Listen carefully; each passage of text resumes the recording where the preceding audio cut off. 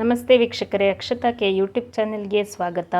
ಇವತ್ತು ಸಾಂಪ್ರದಾಯಿಕ ಬಹಳ ದಿನಗಳವರೆಗೆ ಸ್ಟೋರ್ ಮಾಡಿ ಇಡಬಹುದಂತಾದ ಚಟ್ನಿ ಪುಡಿ ರೆಸಿಪಿ. ಒಂದು ದೊಡ್ಡ ಕಟ್ನಷ್ಟು ಕರಿಬೇವಿನ ಸೊಪ್ಪನ್ನು ತೆಗೆದುಕೊಂಡು ಚೆನ್ನಾಗಿ ತೊಳಿಬೇಕು. ಧೂಳು ಇದ್ದದ್ದೆಲ್ಲ ಹೋಗಬೇಕು. ಚೆನ್ನಾಗಿ ತೊಳೆದು ಆಮೇಲೆ ಎಲೆಗಳನ್ನು ಬಿಡಿಸಿ ಇಟ್ಕೊಳ್ಬೇಕು. ಈ ಚಟ್ನಿ ಪುಡಿಗೆ ನೀವು ಬೇಕಾದಷ್ಟು ಕರಿಬೇವಿನ ಸೊಪ್ಪನ್ನು ಹಾಕ್ಕೊಳ್ಬಹುದು. ಅಂಗಡಿಯಿಂದ ತರೋದಾದರೆ ಒಂದು ದೊಡ್ಡ ಕಟ್ಟು ಕರಿಬೇವಿನ ಸೊಪ್ಪನ್ನು ತಗೊಂಡು ಬನ್ನಿ. ಮನೆಯಲ್ಲಿ ಇದ್ದರೆ ಬೇಕಾದಷ್ಟು ಕೊಯ್ದು ಉಪಯೋಗಿಸ್ಕೊಳ್ಬೋದು. 2ರಿಂದ 3 ಬಾರಿ ನೀಟಾಗಿ ಕರಿಬೇವಿನ ಸೊಪ್ಪನ್ನು ತೊಳೆದುಕೊಳ್ಳಿ. ಆಮೇಲೆ ಎಲೆಗಳನ್ನು ಬಿಡಿಸಿ ಇಟ್ಕೊಳ್ಬೇಕು. ಈ ಚಟ್ನಿ ಪುಡಿಯನ್ನು ಏರ್ ಟೈಟ್ ಕಂಟೈನರಲ್ಲಿ ಹಾಕಿ ಇಟ್ಟರೆ, ಹಾಗೆ ಹೊರಗಡೆ ಇಟ್ಟರೂ 1 ತಿಂಗಳ ಕಾಲ ಫ್ರೆಶ್ ಆಗಿ ಇರ್ತದೆ, ಏನು ಹಾಳಾಗೋದಿಲ್ಲ. ಜಾಸ್ತಿ ದಿನ ಬೇಕು ಅಂದರೆ ಫ್ರಿಜ್ಜಲ್ಲಿ ಇಡಬೇಕು. ಈ ಥರ ಎಲೆಗಳನ್ನು ಬಿಡಿಸ್ಕೊಳ್ಬೇಕು. ನೀವು ದಕ್ಷಿಣ ಭಾರತದವರಾಗಿದ್ದರೆ ನಿಮಗೆ ಚಟ್ನಿ ಪುಡಿ ರೆಸಿಪಿ ಗೊತ್ತಿರ್ತದೆ. ಪ್ರಾಂತ್ಯದಿಂದ ಪ್ರಾಂತ್ಯಕ್ಕೆ ಸ್ವಲ್ಪ ಅಡುಗೆಯಲ್ಲಿ ವ್ಯತ್ಯಾಸ ಇರ್ತದೆ. ಒಣಹವೆ ಇರುವ ಪ್ರದೇಶಗಳಲ್ಲಿ ಕರಿಬೇವಿನ ಸೊಪ್ಪನ್ನು ಈ ಥರ ಬಿಡಿಸಿ ಇಟ್ಟು ಒಂದು ಹತ್ತಿ ಬಟ್ಟೆ ಮೇಲೆ ಹರಡಿ ಇಟ್ಟರೆ 1 ದಿವಸದಲ್ಲಿ ಅದು ಒಳ್ಳೆ ಕ್ರಿಸ್ಪಿಯಾಗಿ ಬರ್ತದೆ. ಇಲ್ಲಿ ಚಟ್ನಿ ಪುಡಿಗೆ 3 ಗಡಿಯಷ್ಟು ಕೊಬ್ಬರಿಯನ್ನು ಬಳಸಿದ್ದಾರೆ. ಈಗ ಕೊಬ್ಬರಿಯನ್ನು ಕಟ್ ಮಾಡ್ತಾ ಇದ್ದಾರೆ. ಇಲ್ಲಿ ನನ್ನ ಅಮ್ಮ ಚಟ್ನಿ ಪುಡಿ ಮಾಡಿ ತೋರಿಸ್ತಾ ಇದ್ದಾರೆ.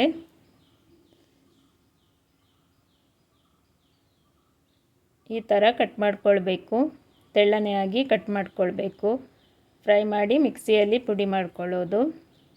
ಆದಷ್ಟು ತೆಳ್ಳಗೆ ಕಟ್ ಮಾಡಿದರೆ ಪುಡಿ ಮಾಡಲಿಕ್ಕೆ ಸುಲಭ ಆಗ್ತದೆ. ಈ ಚಟ್ನಿ ಪುಡಿ ದೋಸೆಗೆ, ಇಡ್ಲಿಗೆ, ಅನ್ನಕ್ಕೆ ಬಹಳ ರುಚಿಯಾಗಿರ್ತದೆ. ಚಪಾತಿಗೂ ಚೆನ್ನಾಗಿರ್ತದೆ. ರುಚಿಗೆ ತಕ್ಕಷ್ಟು ಉಪ್ಪು, ಹುಳಿ, ಬೆಲ್ಲ, ಖಾರಕ್ಕೆ ತಕ್ಕ ಮೆಣಸು, 2 ಸ್ಪೂನ್ನಷ್ಟು ಉದ್ದಿನಬೇಳೆ, ಕೊತ್ತಂಬರಿ, ಜೀರಿಗೆ ಮತ್ತು ಸ್ವಲ್ಪ ಇಂಗು. ಈಗ ಮೆಣಸು ಮತ್ತು ಉದ್ದಿನಬೇಳೆಯನ್ನು ಫ್ರೈ ಮಾಡ್ತಾ ಇದ್ದಾರೆ. ಚಟ್ನಿ ಪುಡಿಗೆ ಎಲ್ಲ ಪದಾರ್ಥಗಳನ್ನು ಡ್ರೈ ರೋಸ್ಟ್ ಮಾಡಿಕೊಳ್ಬೇಕು. ಗ್ಯಾಸನ್ನು ಮೀಡಿಯಮ್ ಉರಿಯಲ್ಲಿ ಇಟ್ಟು ಚೆನ್ನಾಗಿ ರೋಸ್ಟ್ ಮಾಡಿಕೊಳ್ಳುವಂಥದ್ದು. ಚಟ್ನಿ ಪುಡಿಯಲ್ಲಿ ನೀರಿನ ಪಸೆ ಇರಬಾರ್ದು. ಒಳ್ಳೆಯ ಪರಿಮಳ ಬರುವಲ್ಲಿವರೆಗೆ ರೋಸ್ಟ್ ಮಾಡಿಕೊಳ್ಬೇಕು. ಆಮೇಲೆ ಒಂದು ತಟ್ಟೆಗೆ ಹಾಕಿ ಇಡಬೇಕು ತಣಿಲಿಕ್ಕೆ. ನಿಮಗೆ ಅಂದಾಜು ಸಿಗುವುದಿಲ್ಲ ಅಂದರೆ ಒಂದೊಂದೇ ಪದಾರ್ಥಗಳನ್ನು ಚೆನ್ನಾಗಿ ಹುರಿಯಿರಿ. ಈಗ ಕೊತ್ತಂಬರಿ ಬೀಜ ಮತ್ತು ಜೀರಿಗೆಯನ್ನು ಸೇರಿಸಿಕೊಂಡಿದ್ದಾರೆ. ಚೆನ್ನಾಗಿ ರೋಸ್ಟ್ ಆಗಲಿ. ಒಳ್ಳೆಯ ಘಮ ಬರ್ತಾ ಇದೆ.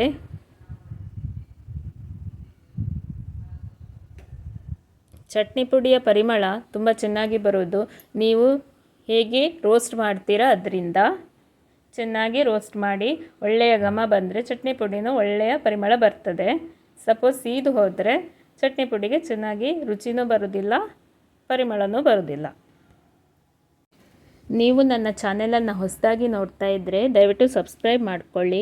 ಬೆಲ್ಲೈಕನನ್ನು ಪ್ರೆಸ್ ಮಾಡಿ. ಇದರಿಂದ ನಾನು ಹಾಕೋ ಹೊಸ ವಿಡಿಯೋಗಳ ನೋಟಿಫಿಕೇಷನ್ಸ್ ನಿಮಗೆ ಬೇಗನೆ ಸಿಗ್ತದೆ.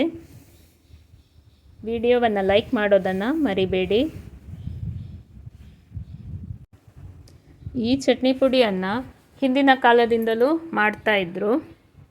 ಮಂಗಳೂರು ಭಾಗಗಳಲ್ಲಿ ತುಂಬ ಹಿಂದಿನಿಂದಲೂ ಮಾಡ್ತಾಯಿದ್ರು. Traditional recipe.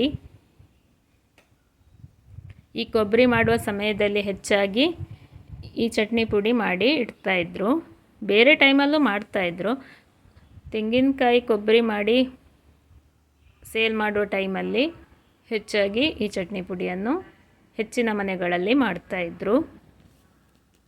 ಈಗ ಕತ್ತರಿಸಿದ ಕೊಬ್ಬರಿಯನ್ನು ಫ್ರೈ ಮಾಡ್ತಾ ಇದ್ದಾರೆ.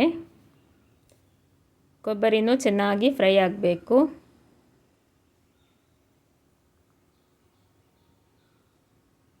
ಈ ಥರ ಚೆನ್ನಾಗಿ ಫ್ರೈ ಮಾಡಿಕೊಳ್ಳಿ. ಚಟ್ನಿ ಪುಡಿ ಮಾಡಲಿಕ್ಕೆ ಸ್ವಲ್ಪ ಟೈಮ್ ತಗೊಳ್ತದೆ, ಆದರೆ ಆಮೇಲೆ ನೀವು ದೋಸೆ ಇಡ್ಲಿ ಮಾಡಿದಾಗ ಚಟ್ನಿ ಪುಡಿ ಹಾಕಿ ತಿನ್ನಬಹುದು. ಚಟ್ನಿ ಮಾಡುವ ಕೆಲಸ ಇಲ್ಲ, ಸುಲಭ ಆಗ್ತದೆ. ನೋಡಿ, ಫ್ರೈ ಆಗ್ತಾ ಬಂದಿದೆ.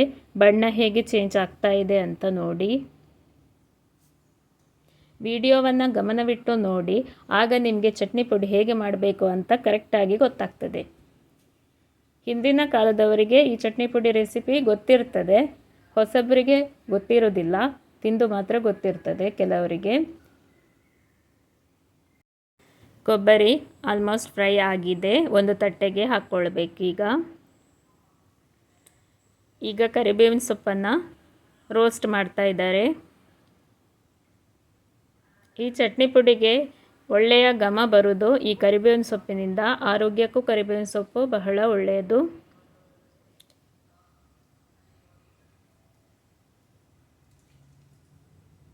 ಇದನ್ನು ಚೆನ್ನಾಗಿ ಫ್ರೈ ಮಾಡಿಕೊಳ್ಬೇಕು. ಈಗ ಮಿಕ್ಸಿಯಲ್ಲಿ ಪುಡಿ ಮಾಡಿಕೊಳ್ಳುವಂಥದ್ದು. ಎಲ್ಲ ಪದಾರ್ಥಗಳನ್ನು ಹಾಕಿ ನೈಸಾದ ಪುಡಿ ಮಾಡಿಕೊಳ್ಬೇಕು.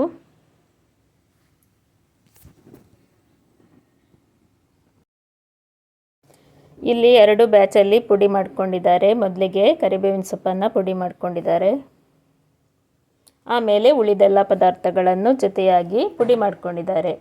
ಪುಡಿ ಮಾಡುವಾಗ ರುಚಿಗೆ ತಕ್ಕಷ್ಟು ಉಪ್ಪು, ಹುಳಿಯನ್ನು ಸೇರಿಸ್ಕೊಳ್ಬೇಕು. ನಾನು ಮೊದಲಿಗೆ ತೋರಿಸಿದ್ದೆ ಅಲ್ಲ, ನೀವು ಯಾವ ಪ್ರಮಾಣದಲ್ಲಿ ಮಾಡ್ತೀರಾ ಅದಕ್ಕೆ ತಕ್ಕ ಹುಳಿ ಮತ್ತು ಉಪ್ಪನ್ನು ಹಾಕ್ಕೊಳ್ಬೇಕು.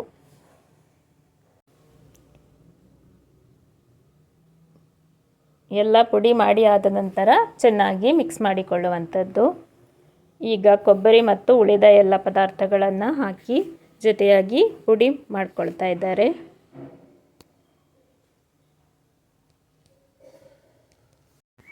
ನೈಸಾಗಿ ಪುಡಿ ಮಾಡಿಕೊಳ್ಬೇಕು. ಈಗ ಎಲ್ಲ ಪದಾರ್ಥಗಳನ್ನು ಪುಡಿ ಮಾಡಿ ಆಗಿದೆ. ಈಗ ಪುಡಿಯನ್ನು ಚೆನ್ನಾಗಿ ಮಿಕ್ಸ್ ಮಾಡಿಕೊಳ್ಬೇಕು. ಉಪ್ಪು ಹುಳಿ ಎಲ್ಲ ಚೆನ್ನಾಗಿ ಬೆರೆಸಿ ಬರಬೇಕು.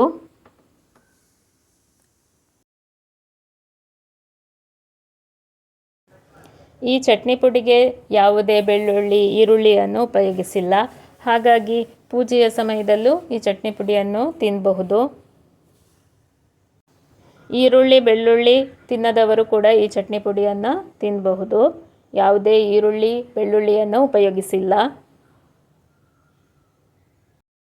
ಈ ಚಟ್ನಿ ಪುಡಿಯನ್ನು ಏರ್ ಟೈಟ್ ಕಂಟೈನರಲ್ಲಿ ಹಾಕಿ ಇಟ್ಟರೆ 1 ತಿಂಗಳ ಕಾಲ ಹೊರಗಡೆನೇ ಇಡ್ಬೋದು, ಏನೂ ಹಾಳಾಗೋದಿಲ್ಲ.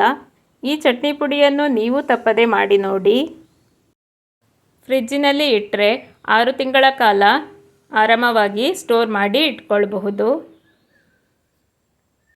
ಈ ವಿಡಿಯೋ ನಿಮಗೆ ಇಷ್ಟವಾಗಿದ್ದಲ್ಲಿ ಅಕ್ಷತಾಕ್ಕೆ ಯೂಟ್ಯೂಬ್ ಚಾನೆಲನ್ನು ಲೈಕ್, ಶೇರ್, ಸಬ್ಸ್ಕ್ರೈಬ್ ಮಾಡಿ. ಧನ್ಯವಾದಗಳು ಮತ್ತು ಎಲ್ಲರಿಗೂ ಶುಭ ದಿನ.